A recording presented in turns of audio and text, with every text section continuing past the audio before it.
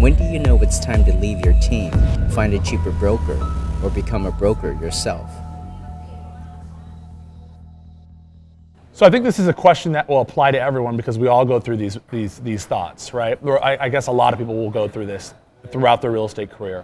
And so I'm going to talk from experience and what I did and what helped me, and then kind of relate it back to you, and maybe you can find some good nuggets.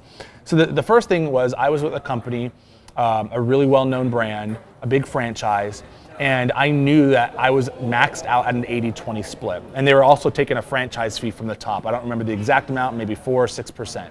But I knew I was maxed out. They were not going to give me more than 80%. And I was okay with that, right? I found value. They kind of let me run my own shop. I was just running.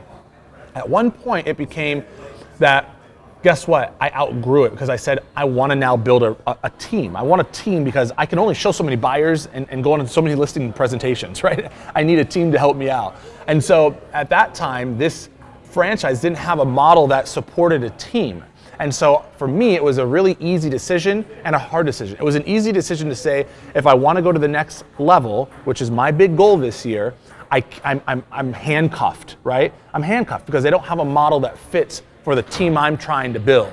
And so it was an easy decision on, I know that's where I have to go in order to hit my goals, and I'm so driven on my goals, but it was a very hard decision because I'm a loyal person, right? It's a strength and a weakness of mine. I'm sometimes too loyal, and it's a great thing, but it's also a bad thing.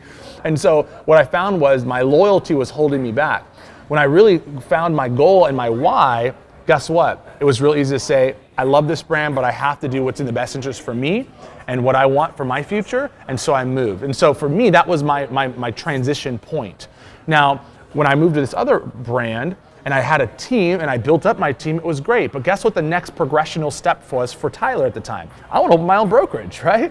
I think I can do it much better. Why do I need to be here? And at that point, guess what? Everything was in my name. It was my brand. I was using my cards. I was paying for the copy machine. I was doing everything as if I was my own brokerage, except I was just using the brand. And I really wasn't even utilizing the brand at the time to its maximum. I wasn't saying I'm with this brokerage and this is why this brokerage is so well. And I'm not saying you should or shouldn't do that, but I was not. And so it was really easy for me to go from franchise, single practitioner, to team at another franchise, to Smith Premier Properties Inc. and do my own thing. It was really easy to do that. Now, I didn't get into the game of should I open my own brokerage and should I recruit? That would have been the next step for me. I learned that I don't want to be in the recruiting business. I'm really good at servicing my clients. My team has it dialed in. It can run a machine over here, and they know how to get repeat and referral business. And so the next progressional step for me was to actually do a brokerage, but we didn't do that. Now, let me relate this back to you, right? That's just my experience. Along the way, there's some things that you probably want to think about and that you don't want to miss. You are on a team and you want to either 1, be a solo practitioner realtor, 2, change brokerages that is offering you a better deal, a better split, or 3, open up your own brokerage. There's a lot of things to consider. So let me just give you some things that pop off of my head. 1, audit your team. Are they providing value, yes or no? And true value. Just don't think a lead is value. There's other things that are valuable, but are you learning? Are you getting coached and developed? Are you with a rock star team that you can learn from? That is valuable, right?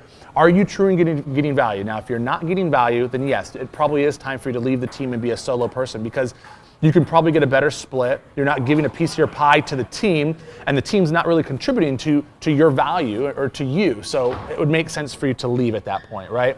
Number 2, would you go to a cheaper broker? I'm assuming by this question that you are at a high split. I would tell you the same exact thing.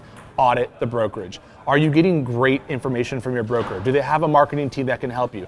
What are they paying for you? Copy, supplies, sign installation, branding. Those do cost money, right? So audit your brokerage and see what value am I getting, right? Is there another brokerage out there that's providing a better split and providing more value? Because just don't think they're going to give me a better split and they're better overnight. No, there's things you're going to miss. I promise you, I've seen it. I saw it when I left, and there were things I missed. Now, the 3rd, should you start your own brokerage?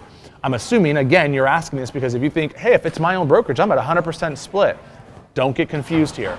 You have E&O insurance, you have business licenses, you have business taxes. I mean, there's a lot of things that cost. There's startup costs for your printers, your ink, your internet, your lights, your space, even if it's at your own house. There is differences. So I would hate for you to go, I'm going to be my own brokerage because I want to be at 100% split, and then you realize you actually didn't save any money. And guess what?